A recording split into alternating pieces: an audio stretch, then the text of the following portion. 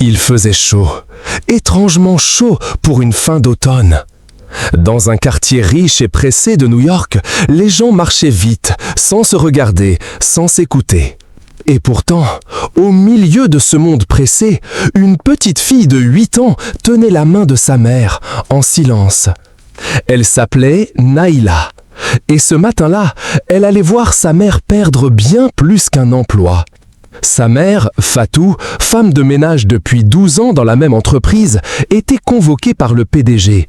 Un homme en costume 3 pièces, à la voix glaciale, aux dents trop blanches pour être honnête, Marc Delattre. Dans le bureau, il ne leva même pas les yeux vers elle. « Vous êtes en retard, encore !» Fatou tenta d'expliquer « Ma fille était malade, je n'ai pas trouvé de bus à l'heure. » Mais l'interrompit froidement. « Ici, on n'accepte pas les excuses. Vous êtes remplacé, immédiatement. » Elle baissa la tête. Naïla, derrière la porte entrebâillée, pleurait en silence.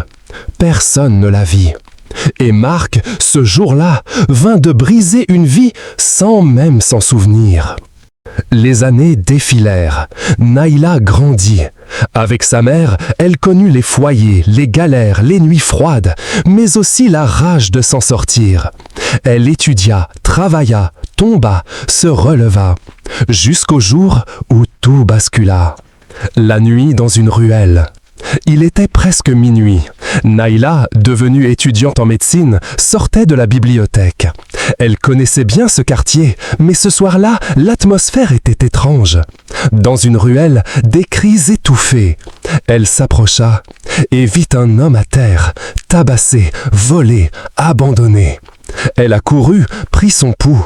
Il respirait encore. Du sang sur son front, sa chemise déchirée.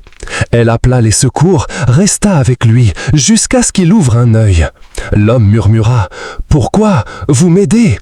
Elle répondit doucement « Parce que vous êtes humain et que ça suffit. » Il sourit faiblement, puis perdit connaissance. À l'hôpital. Le lendemain, à l'hôpital, Naïla vint vérifier ses constantes. C'est là qu'il la vit clairement pour la première fois. « Vous étiez là dans la ruelle ?» Elle hochait la tête. Il voulut la remercier, mais son visage devint blême. Sur sa blouse, un badge. Nom, Naïla S. Diallo. Et là, une image lui revint.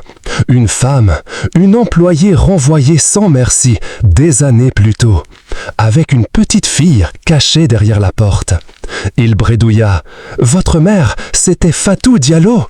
Naïla le regarda, longtemps. Puis elle dit « Oui, celle que vous avez humiliée, sans même lever les yeux. » Un long silence.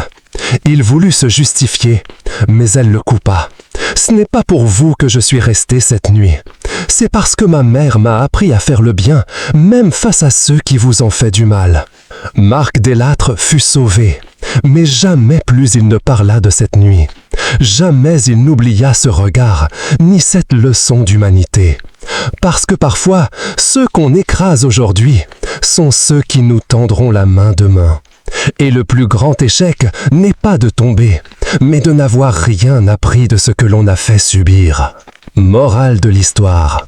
Fais attention à la façon dont tu traites les gens, surtout quand tu penses qu'ils n'ont rien à t'offrir. Le monde tourne, et un jour, c'est peut-être eux qui décideront de te tendre la main ou de te laisser tomber.